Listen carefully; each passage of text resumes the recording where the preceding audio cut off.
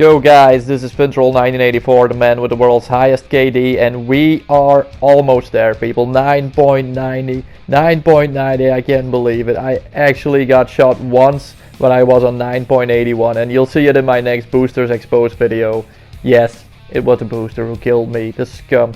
But it gave me the willpower I needed to massacre all my other enemies, so I already forgot about it, almost. And for those of you who are new to the channel, this KD is based on very low deaths. Basically, it means that if you die twice, your KD is screwed and it will drop you by 0.01. And because you can't die, you must hunt, which is an advanced form of camping that you use against enemies with advanced movement. You can only play Safeguard because it has fixed spawns, and you can never join matches in progress. I will explain it in a minute, because this explains my low kill death ratio. But look at this, a 24 KD with the ICR, a 24 KD, 24 weapon KD. Long shots it's good, damage good, accuracy good, fire rate good. Since the Awakening DLC I play more games with the ICR because it's one of the best weapons I've ever seen in Call of Duty. The BRM, that's a mass murderer, and I started using it since day one to play Safeguard. And I also tested the other quality guns, and my KD varies between 10 and 15 with the other ones. Now, some of the other guns aren't actually that good. The HPK has a fire rate that is too high. The Vesper, that's the same problem, fire rate too high. The Dingo, I think, is not accurate enough. And look at this, 100% accuracy with the sniper rifle. But then we're moving on to my trip mine stats, and check them out. More than 3,400 kills, and nearly every time, I do mean it, check out my tutorial in the tips section of my channel. Nearly every time I use these puppies, they get the job done. They always get the job done. If you plant one of them, it gets the job done. If you plant two of them, it also gets the job done. These are mass murderers. And if they might miss their purpose, you can always do the job yourself. EKIA. So now I will explain the win-loss ratio problem, and then it's time for some gameplay and a topic to discuss. And today it's worth it. So you look at me trying to join a game, which unfortunately is already in progress. So I already decided before I jump in here not to join here. Your teammates here are making a private mess. They can clean it up themselves. So I'm gonna go ahead and I'm gonna press quit game. Now, what does this notice say? It's gonna give me an automatic loss, even though I haven't played in this game for 1 second, which is bull, seriously. So backing out like this 9 times out of 10 gets you a low win-loss ratio, guys. This is actually totally not my fault.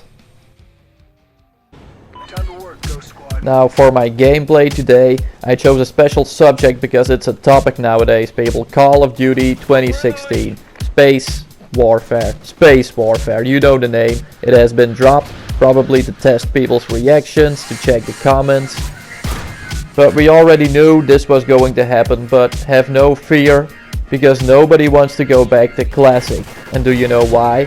Because I couldn't find any opponents for a match of multiplayer on Ghosts. So nobody cares for Classic Call of Duty, and if you do, you shouldn't be wasting your money on COD points. Now we as a community, we had the chance to make a difference last year on Advanced Warfare.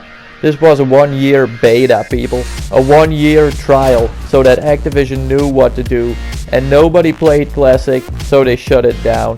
And I told them what would happen. I would camp, and it was pretty good for me. It went pretty good for me already, so. But now I will comfort the people that are asking for a Classic World War II remake. You are getting it. It will be released in 2017, and it is called Battalion 1944. This is an authentic shooter based in the World War II environment, with authentic guns that do not have perks and landscapes from actual former battlefields. This means that finally we will have multiplayer maps based in Belgium. Really exciting. But you already know that classic gameplay brings campers and advanced movement brings hunters. But back to the action, because there is a topic. Suppose that Infinity Ward's new game will look like this. Just imagine. Instead of climbing on the ladders, you can jump up for elevated sniping positions, but one thing that it will have is a futuristic setting with the advanced movement system. And it will be close to Destiny, where you hover and float instead of jumping with an exosuit or a thruster. So, one of the upcoming new maps in Eclipse, forgot the name, Shrine, Spine, Spiral, Spire, I can't remember. That will be a first contact to what general direction Activision will take us in. But look at this map, guys, look at this map. Do you remember playing on Dome in Modern Warfare 3? Hideous. Absolutely hideous. Spawn die, spawn die, spawn die, and so on.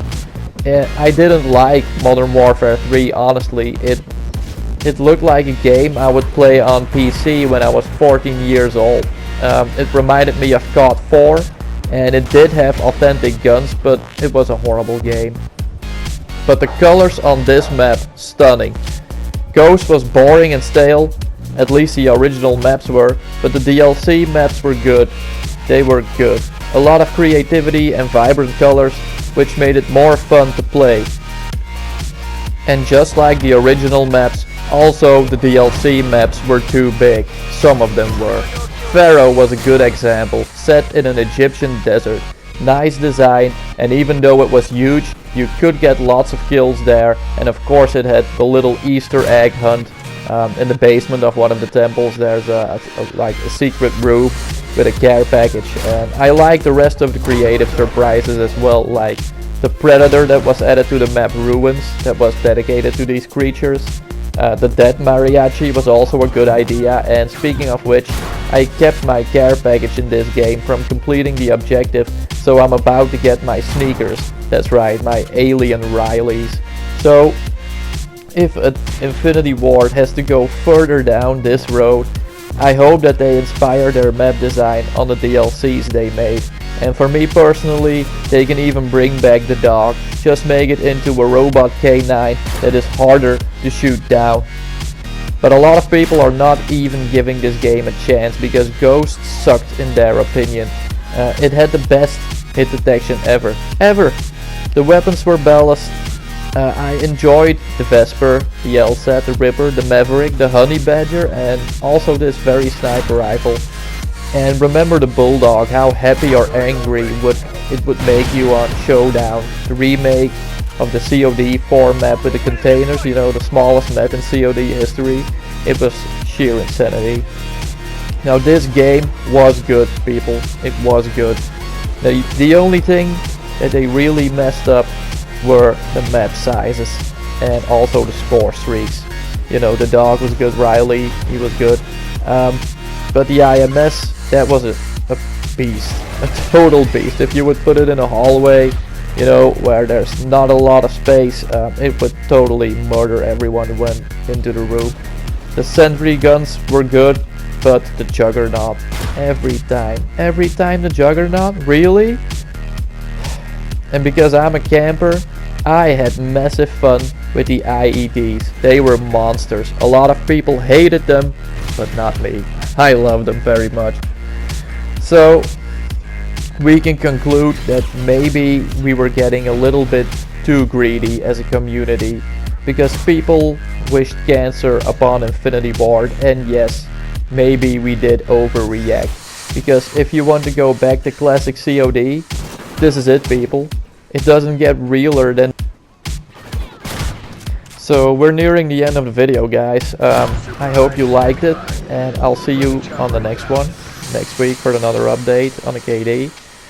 Please click the like button, subscribe to the channel, and watch all of my videos if you haven't watched them before.